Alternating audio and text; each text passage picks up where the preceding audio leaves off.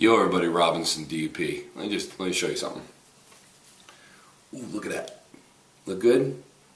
Yeah, I was told, ooh, I'm shaking pretty bad. Yeah, that's a hard flex right there.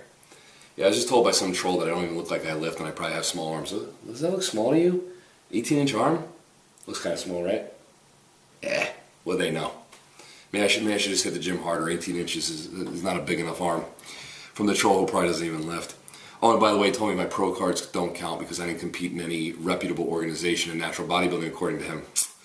Yeah, I guess, I don't know anything about natural bodybuilding at all. Nothing.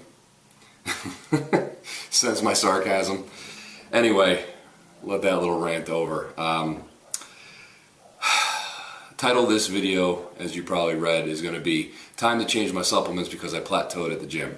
I heard this statement the other day, and I was kind of like, I have to figure out what that means. So, I think it's because of the younger generation. You see the magazines and whatnot, and you're a little inexperienced under the bar, and that's okay. Hey, listen, we're all learning, including myself, always changing, always evolving, trying to see what the science says versus what application does. It's the way it goes, but it's kind of funny that you blame the supplements for you not getting any more gains in the gym. Listen, we all hit plateaus in the gym. It's happened to the best of us. It does occur. But when I find that you plateau, there's usually a couple things that come into effect. One, your routine tends to basically stay the same to the point where you've hit that plateau and you've done nothing to change or vary your type of training in which you could experience new gains. So you're kind of going to get stuck. You may also have trained so hard to the point where you do need a deload or a taper week. I know some people said there's no such thing as overtraining, but I don't necessarily know if I agree to that to 100%. I mean, I'm not saying there is such a thing as overtraining or there isn't.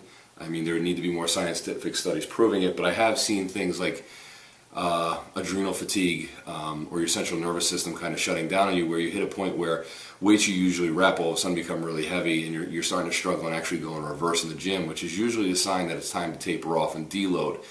And I do that obviously with my daily undulating periodization. It's something I've been using now in my training for probably the past 2 years, is understanding when to taper off, let my joints heal up, let my muscles recover, give time for my central nervous system to recover a little bit and come back stronger. Excuse me one second.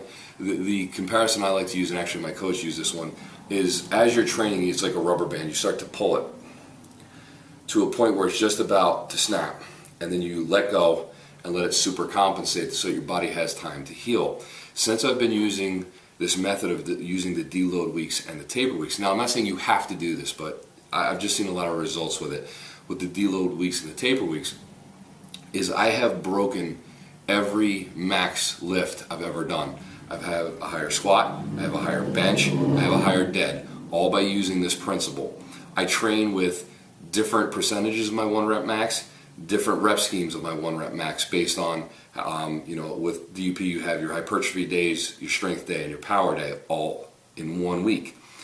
And, when you see these people who are doing like the 1 body part a day type splits, they'll run into the plateaus a lot because there's only so much you can blow that muscle up in 1 day and then come back and do it again and then do it again. Eventually your body adjusts. Even with daily undulating periodization, if I were to train the same exact way every time with the same exercise, with the same rep scheme, with the same weights, I would eventually hit a wall where I'm never going to go any further. Now, there are going to be times where you still are going to hit plateaus, you're still going to flatline, and there's a lot of reasons for that.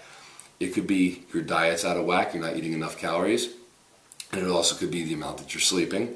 It could also be hormonal. It could also be mental fatigue. I mean, how many of us have walked into the gym and not in the mood and everything goes wrong? We've all been there. We've all done it. But I want you to be careful not to start looking at the supplements that you're taking. The supplements have nothing to do with whether or not you're hitting and or breaking a plateau. You hitting or breaking the plateau has entirely to do with everything you're doing inside the gym and everything you're doing outside the gym. I see it common with a lot of guys who just walk into the gym with somewhat of a plan as to what they're going to do versus someone like me and some of the guys that I train with and some of the other pros that I've seen that come in with a written plan of everything they're expected to do that day. What weight, what rep range.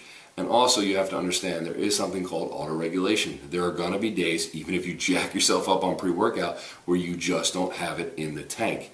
and you have to say, okay, I may not hit that number, I need to back down and then hit my rep ranges because I just don't have it in the tank, instead of getting frustrated. If you have any questions, please feel free to leave a comment. I've been doing the best I can to get back to everybody. My subscribers have shot up over the past like 3 weeks. I really appreciate it. I hope you guys are enjoying the video and the content that I'm putting out, and don't forget to subscribe, share, like, and comment. All right, guys, Robinson DP, and I'll talk to you later.